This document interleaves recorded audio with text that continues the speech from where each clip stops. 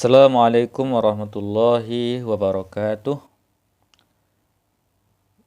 Para ikhwan sekalian, kali ini kita akan membahas tentang pengantar ilmu nahwu.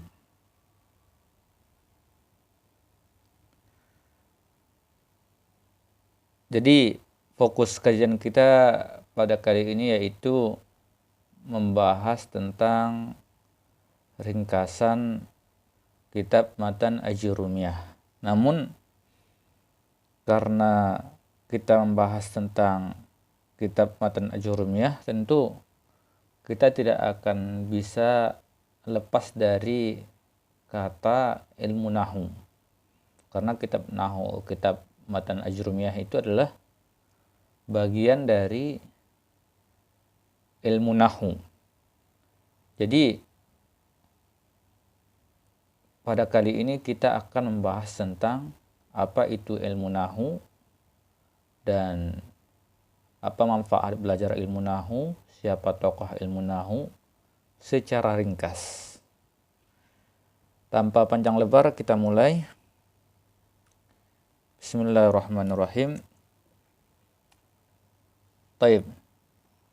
An-nahwu, nahwu secara bahasa, luqatan, secara bahasa. Jadi teman-teman sebelum menonton video ini, ikhwan sekalian menyediakan buku tulis di depan kalian. Kemudian silahkan catat terjemahan yang kita bacakan nanti. Jadi seolah-olah kita itu dalam kelas. Karena belajar nahwu itu butuh kefokusan, butuh perhatian penuh. Maka harus sediakan buku di depan kita masing-masing. Ini ada an-nahwu, nahwu lughatan. Nahwu secara bahasa adalah yang pertama al-jihah, yaitu jihah. Jihah itu artinya arah, teman-teman. Jadi arah.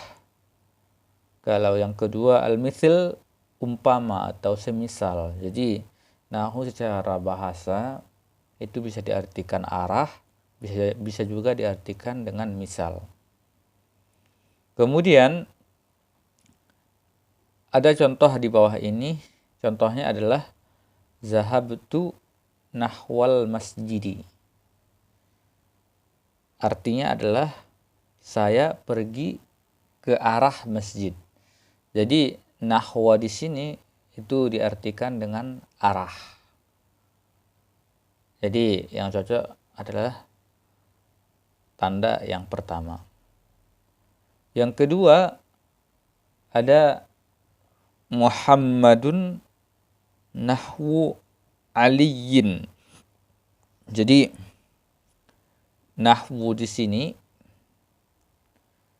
itu bisa diterjemahkan dengan semisal atau seumpama. Jadi yang cocok untuk contoh yang kedua adalah al-mithl, seumpama. Jadi Muhammad seperti Ali gitu. Jadi secara bahasa memiliki dua makna. Yang pertama arah, kedua seperti atau seumpama atau semisal. Kemudian an-nahwu istilahan. Nahwu secara istilah atau secara terminologi yaitu al-ilmu bil qawaidil lati. Al-ilmu artinya ilmu bil qawaid dengan kaedah-kaedah pondasi. Jadi dalam ilmu nahwu itu kita mempelajari tentang ilmu dasar atau ilmu pondasi. Atau ada juga yang menyebutnya dengan ilmu alat. Untuk apa kita belajar ilmu alat ini atau ilmu pondasi ini? Yaitu allati yu'rafu biha ahkamu awakhiril kalimatil arabiyyati, yang dengannya kita bisa mengetahui hukum-hukum akhir kalimat bahasa Arab. Jadi teman-teman para ikhwan dan akhwati semua,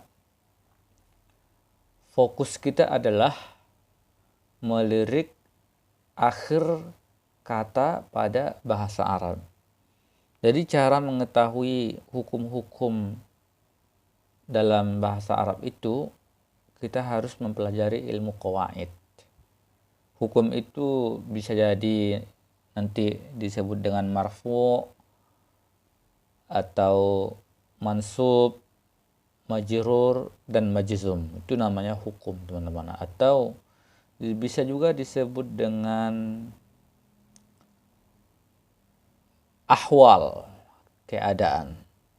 Fi hali tarkibiha minal i'rabi wal bina'i wa ma yattabi'u zalika. Bisa jadi kalimat yang kita temui bisa juga dinamakan i'rab, bisa juga disebut dengan bina, dan lain-lain. Jadi tarkib atau susunan dalam bahasa Arab itu ada namanya i'rab, ada namanya bina. I'rab itu nanti bisa disebut dengan kalimat yang bisa berubah, sedangkan bina itu adalah kalimat yang tidak bisa berubah-ubah atau kalimat yang baku. Itu kesimpulannya adalah nahwu secara istilah adalah ilmu yang mempelajari ilmu alat atau yang mempelajari kaedah, pondasi agar kita mengetahui hukum atau status pada akhir kalimat, dan juga agar kita mengetahui bahwa kalimat itu bisa disebut dengan i'rab atau bina. I'rab jadi kalau bahasa Indonesianya kalimat yang tidak baku, sedangkan bina itu kalimat baku. Maksudnya kalau i'rab itu dia bisa berubah-ubah, kalau bina itu tidak bisa berubah-ubah walaupun ada kalimat yang mempengaruhinya. Contohnya ini, marartu bi Ahmada amama Ibrahima. Nah, kalau kita sudah mengetahui ilmu nahwu, kita dengan sendirinya bisa membarisi atau memberi harokat pada akhir-akhir pada contoh yang ada di papan tulis ini. Marartu bi Ahmada, kenapa marartu? Nah, itu nanti ilmu nahwu yang bisa jawab tuh. Bi Ahmada, kok Ahmada? Itu ilmu nahwu yang jawab. Amama, begitu juga nahwu yang jawab. Ibrahima, nahwu juga yang jawab. Yang Ibrahima itu. Selanjutnya samratuhu, fungsinya, manfaatnya, esensinya. Mengapa kita belajar ilmu nahwu? Yaitu siyanatul lisani. Siyanah itu teman-teman artinya menjaga. Al-lisan, menjaga bahasa. Jadi lisan itu kalau terjemahan letterleknya itu disebut lidah ya, tapi kalau di sini kan bahasa ya.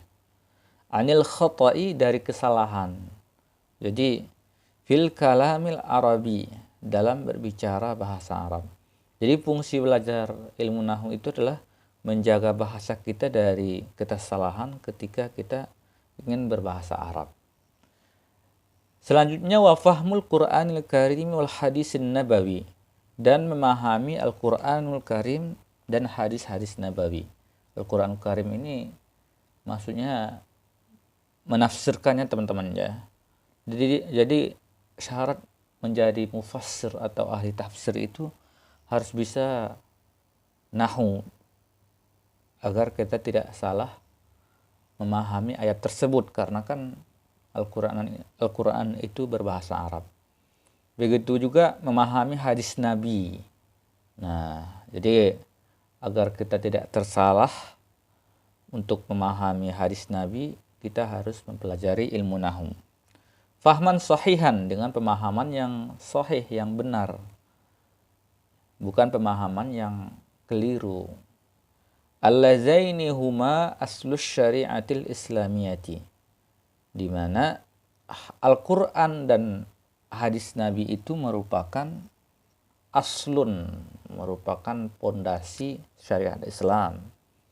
Jadi pondasi atau pijakan atau sumber agama Islam itu adalah Al-Quran dan hadis. Jadi agar kita bisa memahami Al-Quran dan hadis itu, kita harus mempelajari ilmu nahwu. Selanjutnya wadi'uhu, pelopornya atau orang yang merintis ilmu nahwu, yaitu Abu al-Aswad ad-Du'ali. Namanya Abu Aswad ad-Du'ali. Ini hidup di masa sahabat Nabi, yaitu Amirul Mukminin Ali bin Abi Thalib karramallahu wajhah, yaitu Ali bin Abi Thalib. Jadi Abu Aswad ad-Du'ali ini semasa dengan Ali bin Abi Thalib.